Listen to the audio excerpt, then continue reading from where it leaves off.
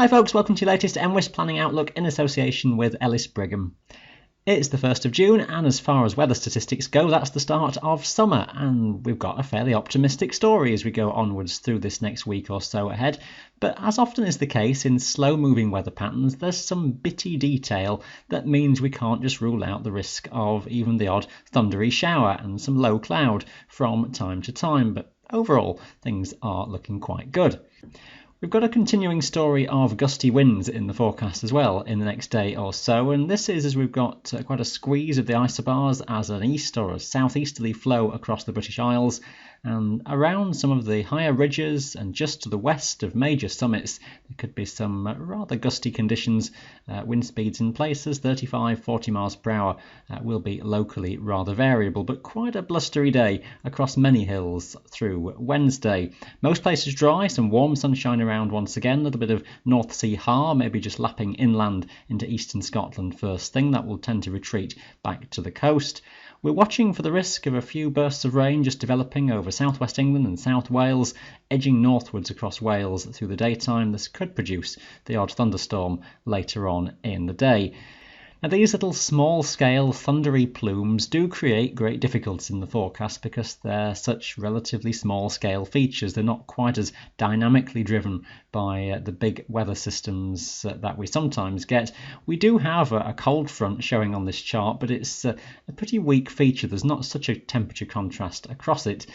Now, what we're likely to see on Thursday is a zone of cloud associated with this front, maybe the remnants of some overnight thundery bursts just drifting northwards through the morning on Thursday.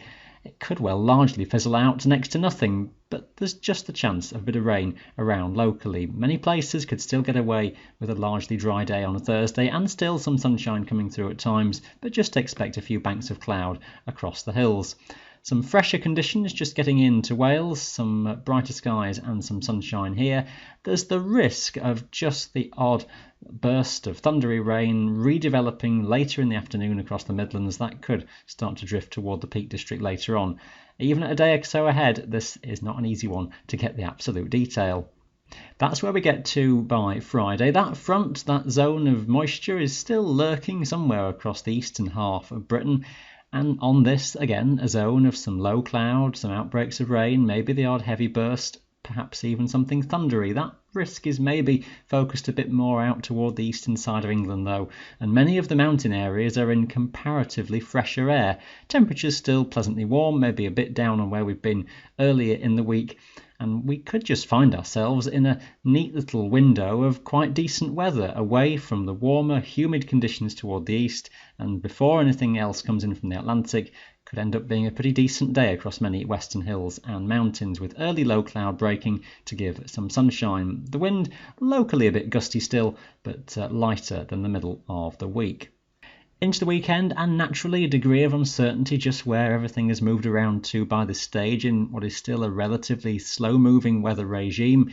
The risk of some low cloud across western coastal hills, chiefly in Scotland I would have thought, and some outbreaks of rain or a few showers running in from the west and may develop a little bit more widely through the afternoon, but could be pretty well scattered. Many places could still end up with a largely dry day and some sunshine around, best of that typically towards more eastern regions. A low risk of an isolated heavy or thundery shower forming. Many places though could just escape with a decent day. There's not a lot really to say for the story going further onwards through the weekend. It's all very similar. If anything, higher pressure is trying just to build back in and extend across the country, but we've still just got a bit of moisture and a little bit of instability, enough to produce one or two areas of showers. Now that's sort of what this blob-like chart is trying to do across the country. It's trying to suggest showers. There may be very few. There may be just the odd slow-moving heavy or thundery burst. Again, I might well suggest that many places could just get away with a dry and fine day and not too much wind around, as the pressure pattern is looking quite slack. It's very much worth, though, keeping an eye on those details towards the weekend. There's quite a bit of subtlety within the weather pattern that has to evolve before we get there. The general message, though, going onwards, is that high pressure is likely to be nearby. We're still just being bothered by bits of weather systems trying to skirt in from the Atlantic, so northwest Scotland, maybe even much of western Scotland, could just stay a little bit mixed for a day or so into early next week. Many places elsewhere, broadly dry, 1 or 2 isolated showers possible. But I think as higher pressure builds back across the country, it should be a story of generally dry and fine conditions, temperatures pleasantly warm, if not excessively hot, and not a great deal of wind around. Maybe just as the week goes on next week, high pressure just builds further northwards, and possibly later in the week it might just allow lower pressure to develop around the Low Countries, which brings southern Britain perhaps into a greater risk of some thundery showers forming once again. That's a good week or 10 days off though, so treating that with a lot of caution.